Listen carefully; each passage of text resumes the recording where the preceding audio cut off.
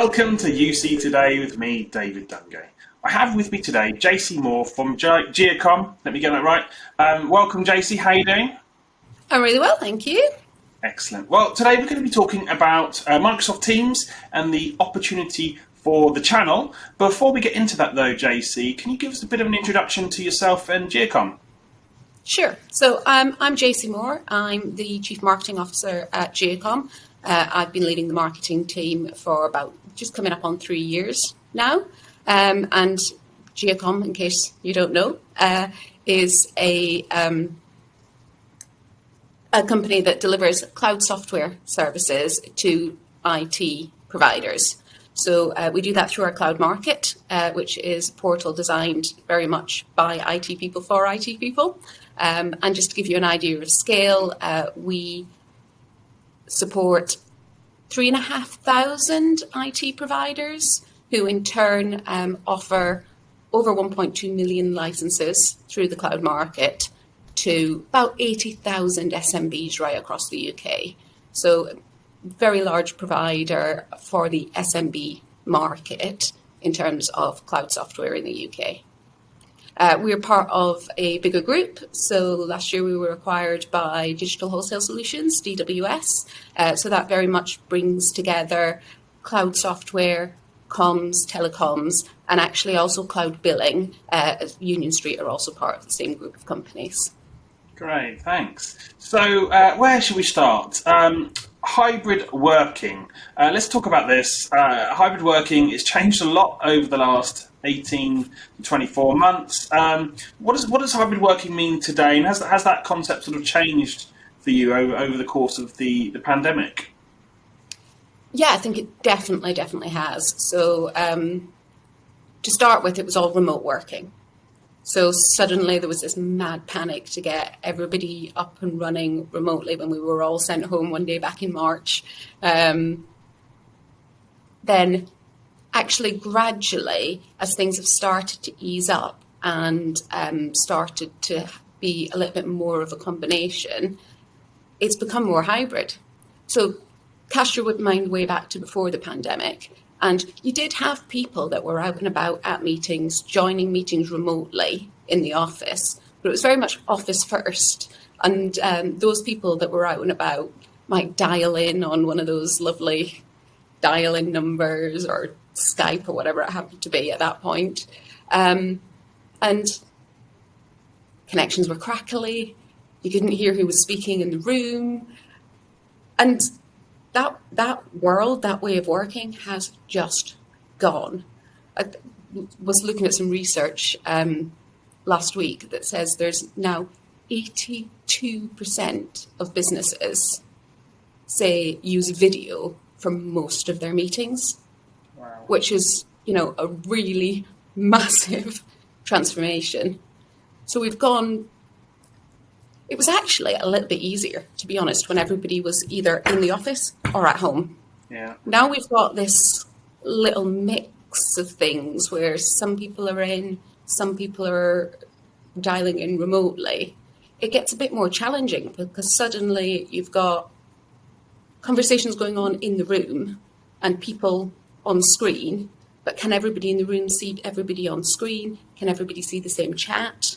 Actually, chat is better if you're remote than it is if you're in a meeting. So yeah, it's absolutely transformed, but it is definitely here to stay. So it's very much really thinking about how that hybrid can work moving forwards and how it's kind of agnostic about where you are.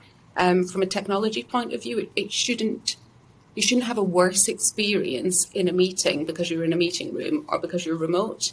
Everybody should have the same experience of a meeting, and what role can tech tools like Microsoft Teams really play in helping to do that. It's quite an exciting time, but it's also really challenging. Yeah. Okay. Well, Microsoft Teams. We're here to talk about Microsoft Teams, so let's do that. Obviously, one of the big success stories over the last year or so. 250 million daily active users. Clearly, a massive opportunity for the channel, and a challenge for the channel as well. But where are the success stories that you're seeing in the channel right now when it comes to Teams? So Microsoft Teams is an absolutely amazing tool. But you can have the best toolbox in the world. You can have the most amazing toolkit that somebody gave you, and if you don't know how to use it, and you can't tell somebody else how to use it, then it's not going to do you an awful lot of good. So I think where we see our most successful customers with Teams and people who have developed a really good Microsoft Teams practice is, first of all, people who use it themselves.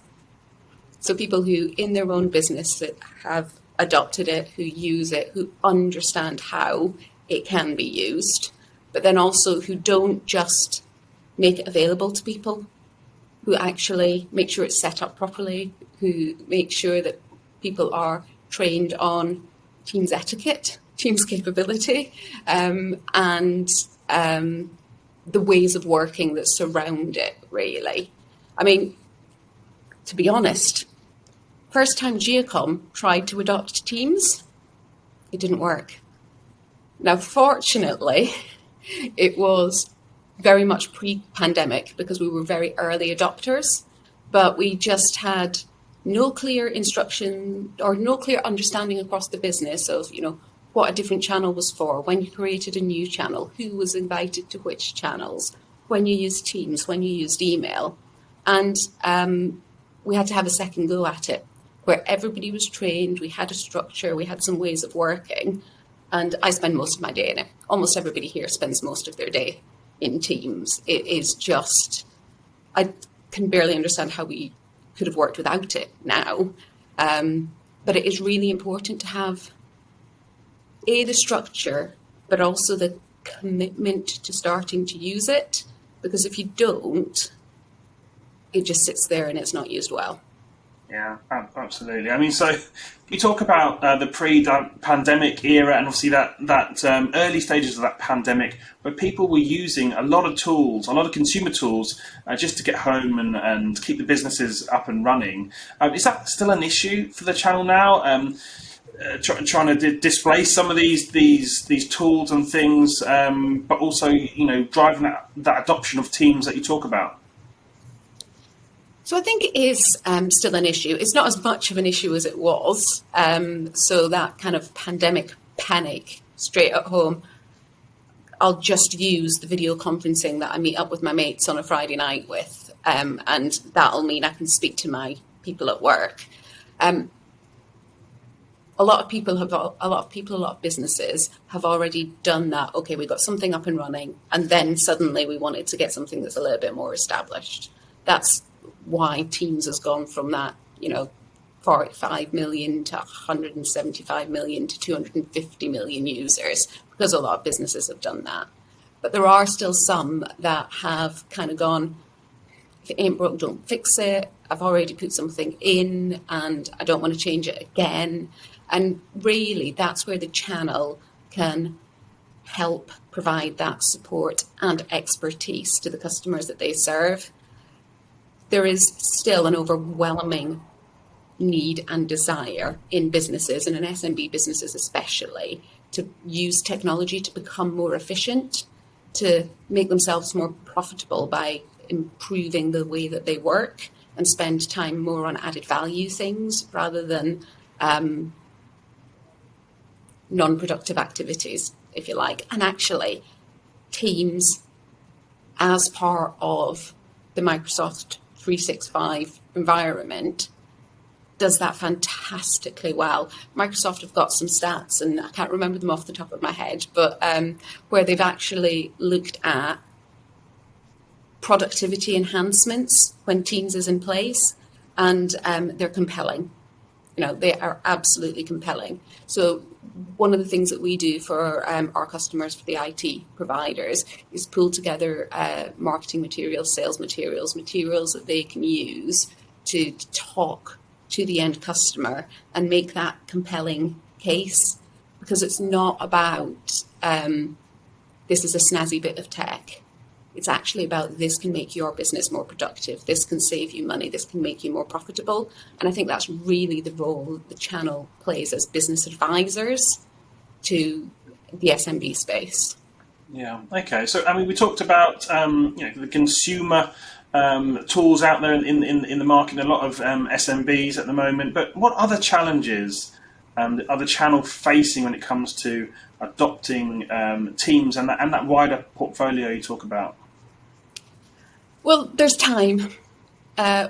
Generally, IT service providers, MSPs, have had a busy old 18 to 24 months, right? They are busy. They have been running around trying to support their customers in some of the most challenging times and environments that there has ever been.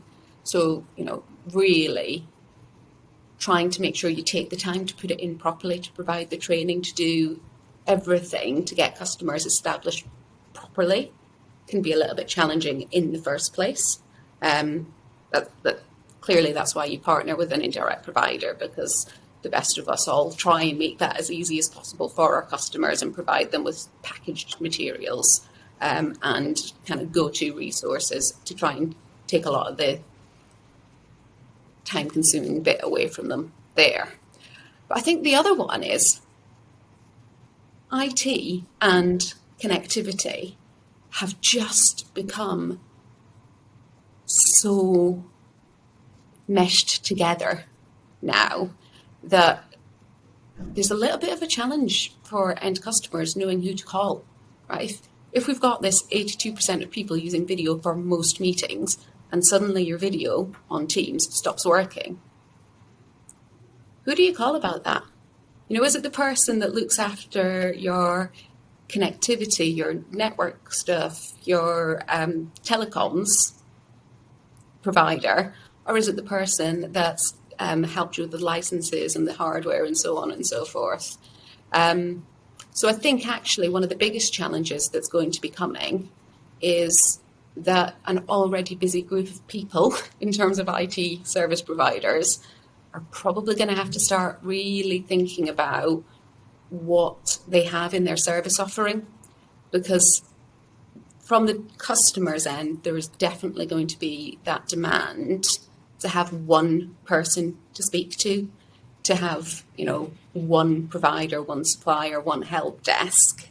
And a lot of our customers are now really thinking about expanding that offering, not just even into connectivity, also, Teams has business voice and direct routing. And then suddenly you're like, actually, why should I only use videos and Teams that I'm in all day to speak to people who I've invited to a meeting? Can't I just dial a number on this? And actually you can. So, that adding a new service to your offering is never easy. You've got to think about how you include it in your go-to-market pricing, how you support it, how you train your teams in it. But the most savvy amongst the IT service providers, and actually on the flip side, amongst the comms and connectivity providers, are starting to look at that and are starting to really think, actually, to future-proof my business, I need to be thinking about this, and I need to figure out what is the easiest way to add this to my service offering. I think that's probably really the biggest challenge that the channel has and faces there. Yeah, we've been talking about convergence, haven't we, for it feels like a long, long time. Is the pandemic then the ultimate fuel that really just drives this trend even further, even more?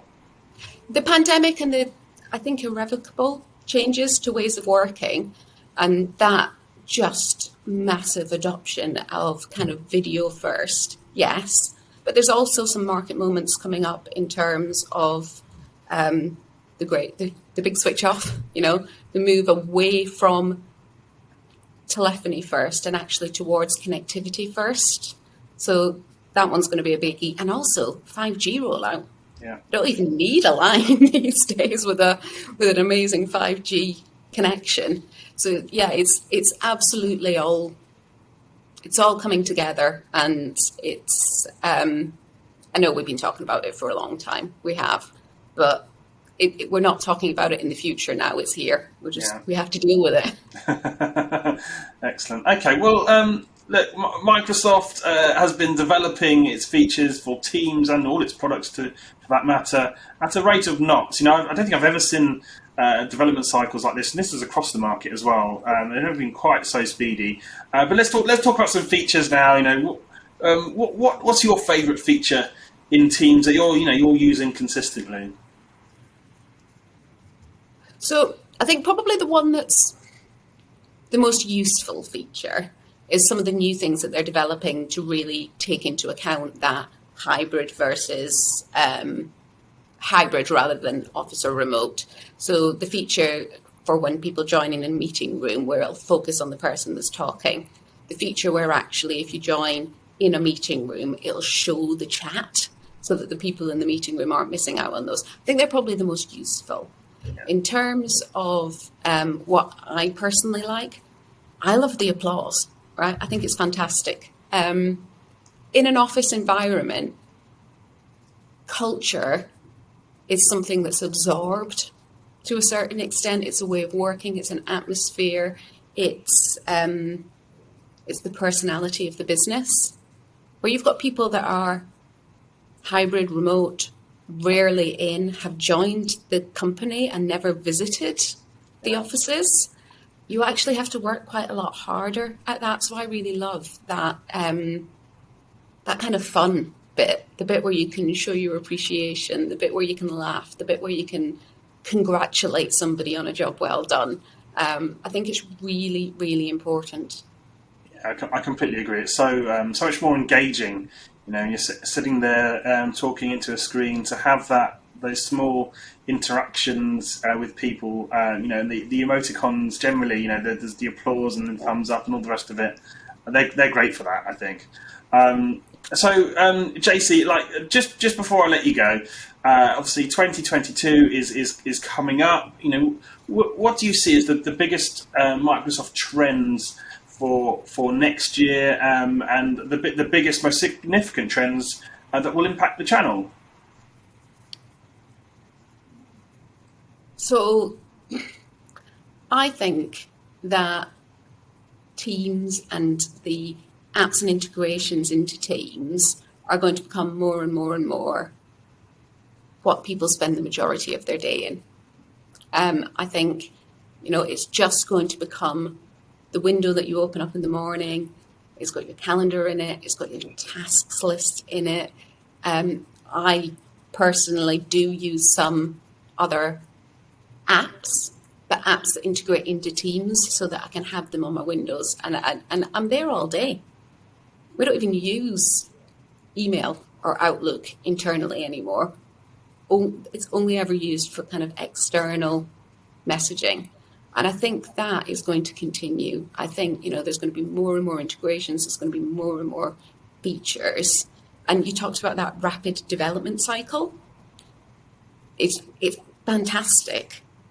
But actually, to do a really good job providing that IT expertise to your customers, that means that the channel is going to have to stay on top of what those features are, what they mean. They're going to have to continuously advise their customers about how best to use it.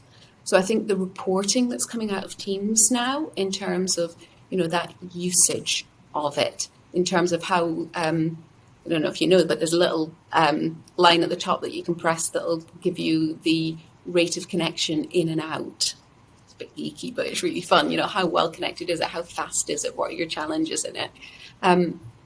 I think that staying up to date, helping your customers staying up to date, making sure that you're telling them things before they launch is going to become more and more the role of that IT expert, that managed service provider as we move forward. Yeah, great. Well, look, the overall message, there's a lot of opportunity here for the channel, which is fantastic. Jacey, thank you so much for joining me. That's absolutely fine. I really enjoyed chatting. Thank you for having me. And thank you for watching. You've been watching me, David Dungay, on UC Today. If you liked today's conversation, please give us a like and a share on social media. That's it from me. I'll see you next time.